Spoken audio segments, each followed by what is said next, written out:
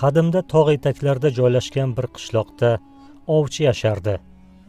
Ovchi ayniqsa ilonlarni juda yomon ko'rardi. Chunki bundan bir necha yillar avval uning xotini zaharli ilon chaqishidan vafot etgandi. Ovchi bahor kelib kunlar isiy boshlagach, nayzasini olib ilonlarni o'ldirish uchun jarliklar oralab ketardi. Odamlar uni ilon ovchisi deb hurmat qilishardi. Butun qishloq ahli uni zaharli ilonlardan bizni himoya qiladi deb maqtashardi. Ovchining bir o'g'li bor edi. Bola juda mehribon, nafaqat odamlarga balki hayvonlarga ham mehrli edi. U doim otasidan so'rardi: "Otajon, ilonlar jarda yashaydi, biz esa qishloqda yashaymiz. Ilonlar bizga ziyon qilmasa, ularni nega o'ldirasiz?" "Eh bolam, sen bilmaysan. Ilonlar hammasi xatarli. Agar sen uni o'ldirmasang, ular seni o'ldirishadi", dedi ovchi va ilon zahridan qiynalib o'lgan ayolini eslab xo'rsinib qo'ydi. Kunlarning birida ovchi o'g'li bilan tog'dan qaytishayotgandi. Shu payt toshlar orasida qora ilon buralib yotganini ko'rib qolishdi. Ovchi darhol kamon nayzasini tortdi va endi otmoqchi edi. O'g'li ovchini yo'lini to'sdi va "Otajon, ilonni o'ldirmang. Axir u bizga ziyon keltirmadi, iltimos", deb turib oldi. Ovchi o'g'lining yuzida xuddi vafot etgan ayolining mehrini ko'rdi. O'g'lining chaqnab turgan ko'zlari onasining ko'zlariga o'xshab ketdi. Ovchi umrida ilk bor o'qlangan kamonini otmay, nayzasini tushirdi. Ilonni o'ldirmadi, indamay uyga ketdi. Bola ilonni ehtiyotkorlik bilan ushladi-da, idishga solib uyga olib keldi. Uydagi bir burchakka ilonni yashirib qo'ydi. Bola unga oziq berar, undan qo'rqmasdi. "Senga qora do'st deb nom qo'yaman." Ilon ham ma'qul degandek shoxli tillarni chiqarib gapirmoqchi bo'ldi, lekin undan vishillagan ovoz chiqdi xolos. Oradan kunlar o'tdi. Kunlarning birida bola og'ir kasalga duchor bo'ldi. Isitma, zaiflik, tanada titroq paydo bo'ldi.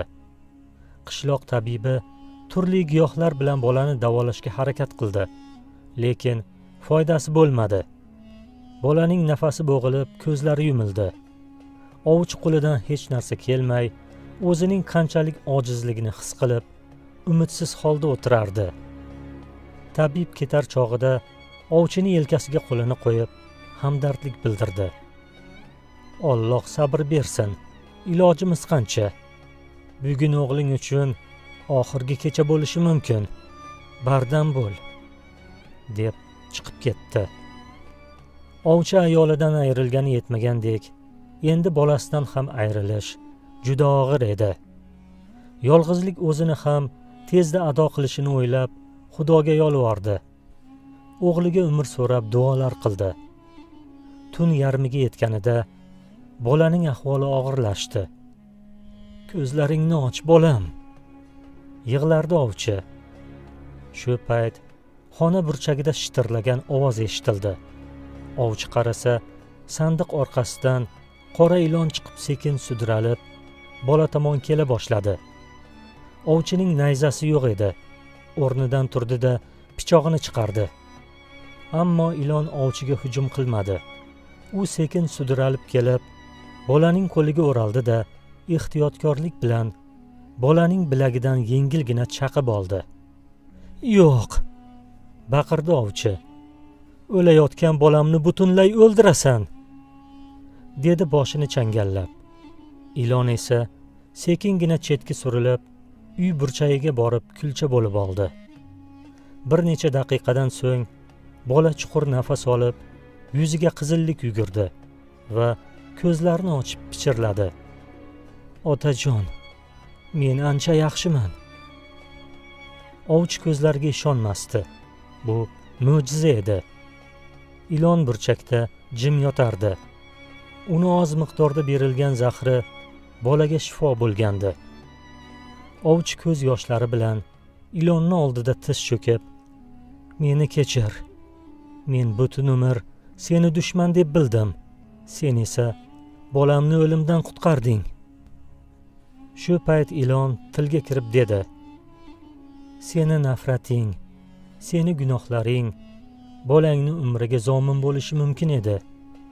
Lekin o'g'lingni hayotga bo'lgan mehri, barcha jonzotlarga bo'lgan mehr muhabbati seni nafratingdan ustun keldi. Xudoni rahmi kelib, meni o'g'lingga ro'baro qildi. Tog'dagi toshlar orasida aslida o'g'lingni kutib yotgandim.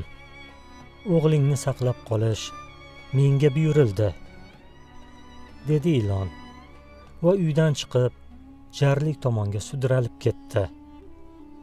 Shu kundan boshlab ovchi ilonlarni o'ldirmay qo'ydi. U har bir jonzotda bir hikmat borligini tushundi. Ha, nafrat insonni ko'r qilar ekan.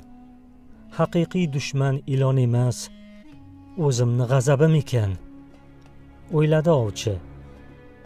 Ovchi ayolini o'ldirgan ilonlarni kechirdi. U orom olib yotgan o'g'lini xoli qoldirib tashqariga chiqdi va ilonlar yashaydigan jarga tikilib: Ey ilonlar, sizlarni kechirdim. Taqdirimdan roziman.